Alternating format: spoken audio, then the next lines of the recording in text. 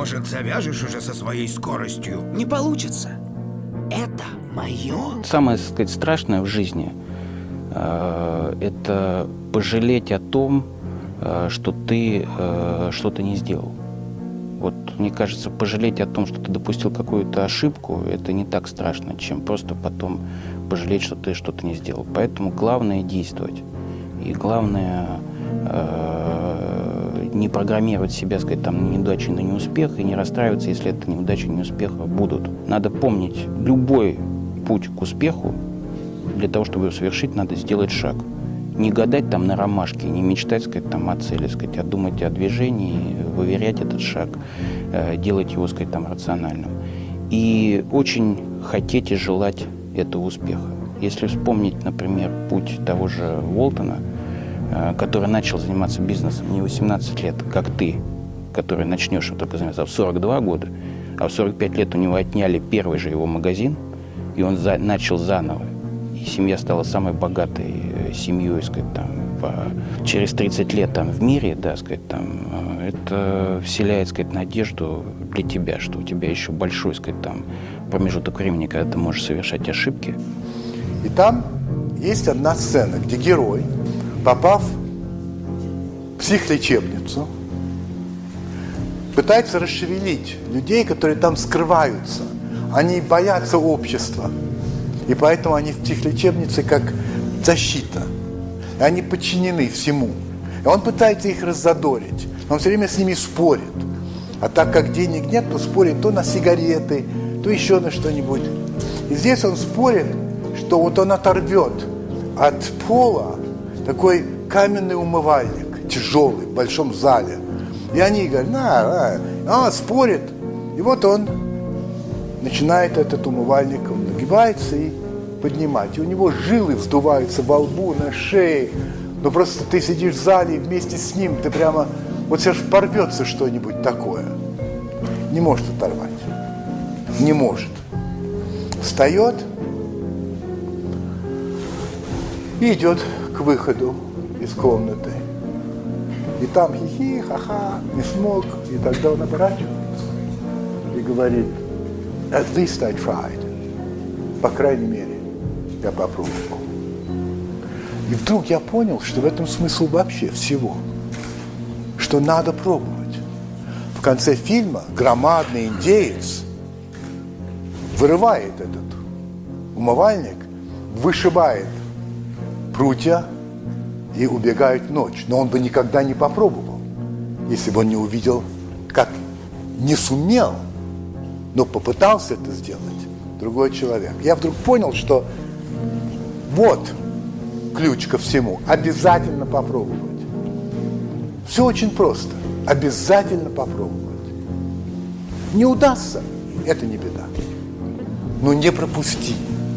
Нет, это не твое. Кто сказал такое? Природа. Пора слушать природу. Если вдруг ты не знаешь, у нас есть ограничения, Тео. У всех. Чем скорее ты смиришься со скукой и ничтожностью своей жизни, тем счастливее ты будешь. Круто. Ты здорово умеешь обнадеживать. А вот ты что-нибудь хотел бы изменить в своих 26 годах? Все это для меня важно, все, что я уже... Все ошибки, все, не знаю, все такие. Это то, из чего состою я вот сейчас. Если бы не было того-то, я был бы уже, возможно, другим. Поэтому нет. Мы разделены границами, религией, расовыми предрассудками, идеями, социальным устройством, философией. У нас даже языки разные. Мы видели по телевидению передачу, где говорилось, что на Земле 800 миллионов людей голодают. Мы поняли, что есть страны, богатые и бедные. Почему богатые не помогут бедным? У нас мало кто способен добровольно расстаться со своим богатством. Это относится как к людям, так и к государствам. Когда вы вырастаете, вам говорят, что мир таков, какой он есть, и что ваша жизнь заключается в том, чтобы прожить ее внутри этого мира, не слишком биться об стены, создать хорошую семью, хорошо проводить время, накопить немного денег. Но такая жизнь очень ограничена. Жизнь может быть настолько большим, когда вы понимаете один простой факт. Все, что вокруг вас, что вы зовете жизнью, было создано людьми не умнее вас самих. Вы можете поменять это, повлиять на это. Вы можете создавать собственные вещи, которые будут полезны другим людям. В тот момент, когда вы поймете, что вы можете влиять на жизнь, что ваши действия приведут к какому-то результату, вы сможете изменять жизнь, создавать ее по-новому. Наверное, это самое важное. Отказаться от этого ошибочного мнения, что жизнь просто есть, и вы просто будете ее проживать. Вместо того, чтобы повлиять на нее, изменить ее, оставить в ней свой след. Я думаю, что это очень важно. И как бы вы к этому ни пришли, как только вы это поймете, вы захотите изменить жизнь и сделать ее лучше, потому что, в общем-то, в ней много что устроено не так. Как только вы это поймете, вы уже никогда не будете другим. Есть какое-то отношение к смерти? Я год лежал в больнице, и я понял такую вещь, что рано или поздно она будет. Понимаете? Хотим или не хотим, когда-то ты точно понимаешь, ну, плюс-минус там 5 лет, там, ну, может быть, 10, если Бог даст. И надо быть к этому готовым, что это наступит. И вот как только ты это понимаешь, ты начинаешь тут же ценить каждый день, каждый час, каждую минуту. Когда ты понимаешь, что такой встречи, как вот сейчас у нас с вами, больше никогда не будет. Будет другая. Мы будем в других рубашках сидеть, о другом говорить. Другая будет. Вот такой не будет никогда. И это надо понимать.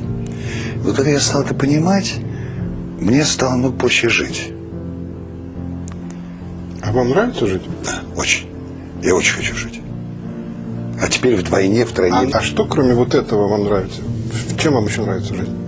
Вы понимаете, я когда-то давно, я думал все время, что ну вот какой-то дядя придет и сделает тебе красивую жизнь, будет как-то хорошо, там, вот он придумает за тебя что-то, все. Это неправда, никакой дядя не приходит, надо самому все придумать.